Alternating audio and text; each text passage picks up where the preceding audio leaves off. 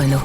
Parlons de Renault, numéro 1 des ventes de véhicules hybrides en France. Parlons de Renault Clio et de sa motorisation e-tech full hybride sans recharge qui génère jusqu'à 40% d'économie de carburant. Existe aussi en motorisation EcoG, prête à partir dès 160 € par mois. Numéro 1 en 2024, Clio Evolution EcoG 100 hors option. LLD 37 mois, 30 000 km, premier loyer 2 500 €. Offre à particulier du 1er au 30 novembre si accordiaque, selon stock disponible, voire conditions sur Renault.fr. Pensez à covoiturer. Qui a vu le film Usual Suspect ? Je vous demande ça parce qu'aujourd'hui on va parler de ce grand classique du cinéma et j'aimerais pas vous faire un vilain spoil, vous voyez ce que je veux dire. Bon, si vous ne l'avez pas encore vu Usual Suspect, vous pouvez arrêter cet épisode et écouter un autre épisode de La Petite Histoire.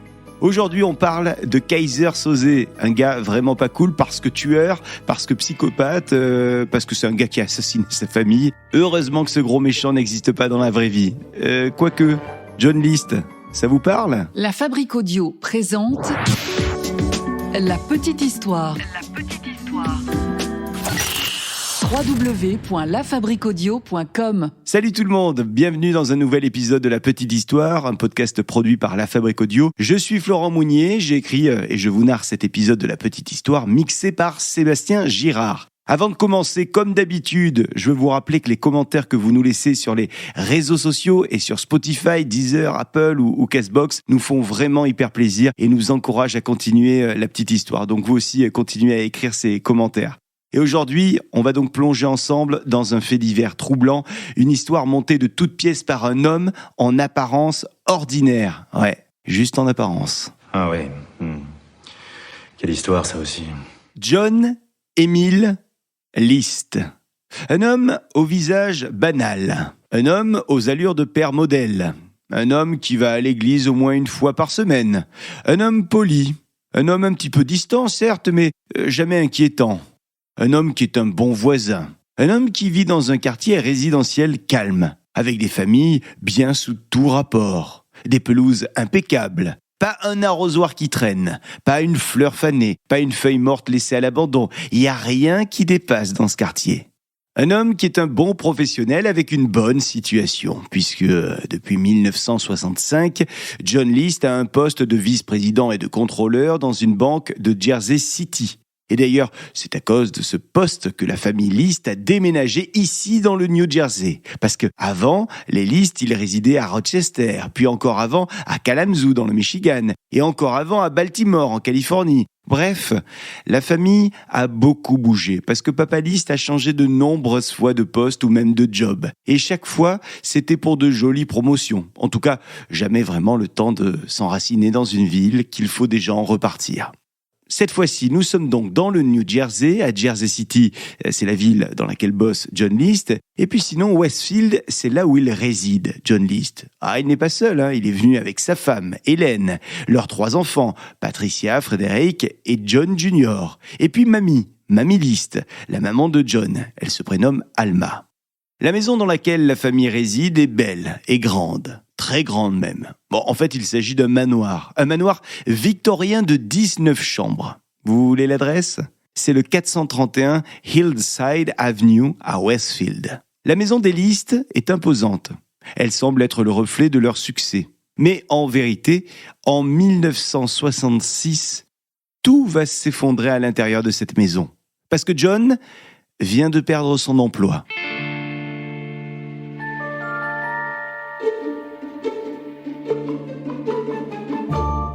Alors vous savez ce que c'est, les apparences. Quand on perd son emploi, faut éviter que ça se sache. Alors on fait semblant. John fait donc semblant de partir au travail chaque matin et de revenir tous les soirs à la maison après une dure et éprouvante journée de labeur. Ouais, c'est sans doute sa fierté. Et puis aussi sa foi qui pousse John à cacher la vérité à sa famille. Et les dettes commencent à s'accumuler chez les List. De plus, Hélène, la femme de John, est malade. En plus de ses migraines et de ses sautes d'humeur, elle est alcoolique. Alors les disputes entre John et Hélène deviennent de plus en plus fréquentes. Bref, l'ambiance à la maison n'est pas au beau fixe chez la famille List. Et un jour, en 1970, John prend une décision. Une décision impensable. Mais pour lui, c'est la seule solution pour sauver sa famille de la déchéance matérielle et spirituelle. Si la ruine les guette, lui, ce qu'il préfère, John List, c'est envoyer tout le monde au paradis. Là-bas au moins, ils seront protégés.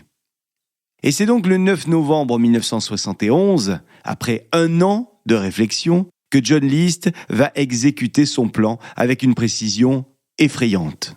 Nous sommes au début de la journée. Il est très tôt, mais le manoir vient de se réveiller.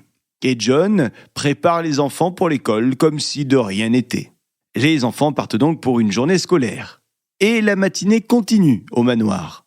Un manoir tranquille ce jour-là, silencieux, comme tous les matins. Hélène, elle est dans la cuisine. Nous sommes en pleine matinée et Hélène est en train de prendre son café. John s'approche d'elle, comme si de rien n'était. Il commence à lui parler, comme si de rien n'était.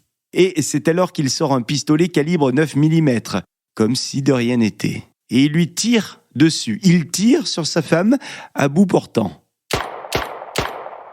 comme si de rien n'était. Hélène s'écroule. Elle est morte. Nous sommes le 9 novembre 1971 et Hélène vient d'être abattue par son mari, froidement. Elle est morte comme ça, sur le coup. John regarde le corps gisant de sa femme dans la cuisine. Mais il y a du sang partout. Au bout de quelques secondes, John décroche son regard du corps de Hélène, puis il décide de quitter la cuisine pour monter les escaliers. Il se dirige désormais vers la chambre de sa mère, Alma. Il ouvre la porte de la chambre et ni une ni deux, il tire sur sa mère. Il lui tire en plein visage. Ah, il ne pouvait pas la rater. Alma n'a même pas le temps de réagir qu'elle est déjà morte. John enveloppe Alma dans une couverture, puis il redescend. Oh, John sait que ce n'est pas terminé. Il sait qu'il doit encore s'occuper du reste de la famille qui est pour le moment à l'extérieur de la maison puisque les enfants sont tous les 3 à l'école. Alors John a un petit peu de temps avant le retour des jeunes et il en profite pour faire un grand ménage. Un petit peu de nettoyage, ça va pas faire de mal. Alors il nettoie la maison de fond en comble. Puis, une fois que le grand nettoyage est terminé, John attend tranquillement le retour des enfants. Patricia est la première à rentrer. Elle pousse la porte de la maison, souriante, mais le père qu'elle voit n'a rien du John habituel. Avant qu'elle n'ait le temps de comprendre, il lui tire dessus. Patricia vient de mourir. Frédéric, le fils cadet, lui, il arrive peu de temps après.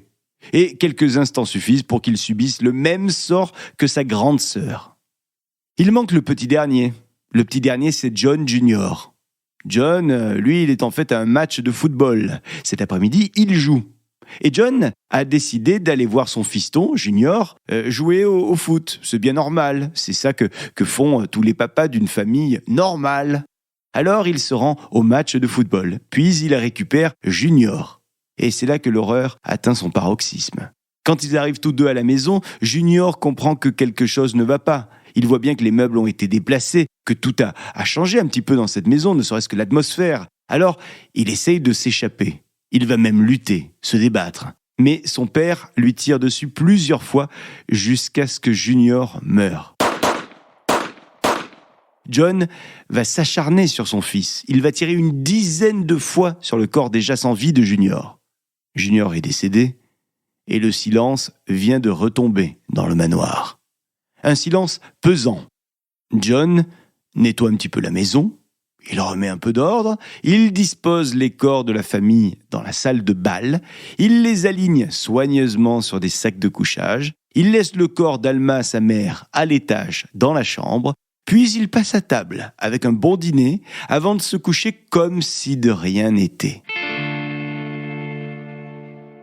Le lendemain matin, nous sommes donc le 10 novembre 1971. John se lève comme si de rien n'était. Et il règle quelques affaires administratives comme si de rien n'était. Il contacte notamment l'école pour dire que les enfants vont visiter des proches et seront donc absents quelques jours. Puis il décide de baisser le thermostat de la maison. Ça, c'est pour conserver les corps le plus longtemps possible. Il baisse également les stores du manoir. Puis, il met la radio. C'est une radio musicale qu'il a décidé de brancher, une station de musique classique. Il laisse toutes les lumières des pièces allumées. Et il quitte enfin la maison comme si de rien n'était. Et la vie continue à Westfield. Les voisins pensent que la famille List est là, puisqu'il y a les lumières, il y a également la radio. Et puis, ensuite, on pense que la famille List est partie en vacances, alors personne ne s'inquiète de leur absence. Mais au fil des semaines, il y a quand même des détails inquiétants qui émergent. Les lumières de la maison finissent par s'éteindre, une par une, à cause des ampoules qui grillent. Une alarme se déclenche et personne pour la couper. Ça attire un petit peu l'attention du voisinage et ça attire notamment l'attention d'un voisin qui contacte la police. Les autorités finissent par débarquer dans la maison des List. Ils entrent par effraction au domicile et ce qu'ils découvrent dépasse l'entendement. Quand ils arrivent dans ce manoir, le lieu est glacial. Et pour cause, le thermostat a bien fonctionné. La maison, elle, est déserte. Tout a été si bien rangé. Une musique classique résonne faiblement au fond, dans le grand salon vide. Et puis là, dans la salle de bal, des corps sont étendus, comme endormis. Une horreur. Mais où est John ?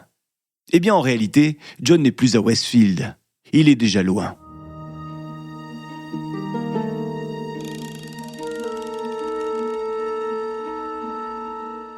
« 18 années ont passé et toujours aucune nouvelle de John. Tous les Américains ont parlé de l'affaire List pendant des années. Mais au fil du temps, on a un petit peu oublié l'affaire, si bien qu'elle est devenue un mystère national. Jusqu'en 1989. Ce soir-là, l'émission de télé America's Most Wanted a décidé de faire un sujet sur cette fameuse affaire List. America's Most Wanted est une émission qui est spécialisée dans la traque de fugitifs. Et c'est donc List qui est la star du programme de ce soir. L'animateur de cette émission évoque l'affaire et il a fait appel à Frank Bender pour l'émission. Frank Bender, dont la spécialité est de reconstituer l'apparence faciale de gens morts. Il fait ça à partir du squelette ou alors il reconstitue l'apparence faciale de fugitifs dont on a perdu la trace. Et là, il fait ça à partir de vieilles photos. Frank Bender a pour cette affaire List réalisé un buste en 3D de John List. Enfin, de ce à quoi List pourrait ressembler après 18 ans. Et c'est donc ce buste en argile qui va être présenté aux téléspectateurs de l'émission America's Most Wanted. L'animateur demande à ses téléspectateurs de vérifier si le buste qu'ils voient en ce moment sur leur écran leur fait penser à quelqu'un, à une personne de leur entourage. Bon, évidemment, la police n'a pas beaucoup d'espoir. Et pourtant, un habitant de Virginie téléphone pour dire que le buste ressemble étonnamment à l'un de ses voisins, un dénommé Robert Clark. Robert Clark qui habite le coin depuis plusieurs années, juste à côté de chez lui. Il dit que ce Robert Clark a beaucoup de points communs avec le buste de John List. Et c'est vrai que les détails sont saisissants. Les rides, les lunettes, même l'arrêt de ses cheveux. Tout peut ressembler à John List, chez Robert Clark. Il y a donc des points communs physiques, mais ce n'est pas tout, parce que le voisin en question, il a aussi d'autres points communs avec List. Lui aussi est un comptable, par exemple. Et puis lui aussi est un paroissien qui se rend très souvent à l'église. Alors, le FBI arrive au domicile de ce Clark. Mais le suspect dément catégoriquement. C'est finalement par les empreintes digitales que le doute est levé quant à l'identité de John List. Et Clark finit par avouer qu'il est réellement List. Alors en fait, après les meurtres, John List avait eu le temps d'aller à la banque pour y retirer tout l'argent de sa mère Alma. Il avait eu le temps de laisser sa voiture, une Chevrolet verte, sur le parking de l'aéroport JFK à New York. Et John avait eu le temps également de ne pas prendre l'avion, mais de prendre le train. Un train qui l'avait conduit vers le Michigan. Puis il a refait sa vie sous le nom de Robert P. Clark. Et avec sa nouvelle identité, Robert, a trouvé un emploi de comptable. Il s'est même remarié. Bon, il n'a rien raconté de son passé à sa nouvelle femme, on est d'accord. Elle, c'est Dolores. Et Dolores ne se doute de rien jusqu'à l'arrivée du FBI en 1989 devant sa maison. Mais Dolores a du mal à croire à cette histoire. D'ailleurs, elle décrit à la police son mari comme étant un homme calme, un homme réservé, un homme qui aime la routine, pas un dégénéré qui pourrait tuer toute sa famille. Pourtant, lors de son procès, John List va bel et bien admettre les crimes qu'il a commis. Il va rester quand même impassible, aucun remords, il raconte juste calmement comment il a tout planifié. Pour lui, c'était une solution, je cite, logique. Alors la cour le juge coupable de 5 meurtres et le condamne à la prison à vie, sans possibilité de libération conditionnelle. John List va finalement mourir en prison en 2008. Il avait 82 ans. Et son histoire va rester l'un des exemples les plus frappants de la capacité d'un homme à dissimuler l'horreur derrière une façade de respectabilité. Merci à toutes et tous d'avoir pris le temps d'écouter cette glaçante petite histoire du crime aujourd'hui. N'oubliez pas de nous laisser vos commentaires et vos notes sur Spotify, Apple Podcasts et les autres plateformes. Et puis on se retrouve très bientôt pour une nouvelle petite histoire. La Fabrique Audio présente La petite histoire. Vous souhaitez devenir sponsor de ce podcast ?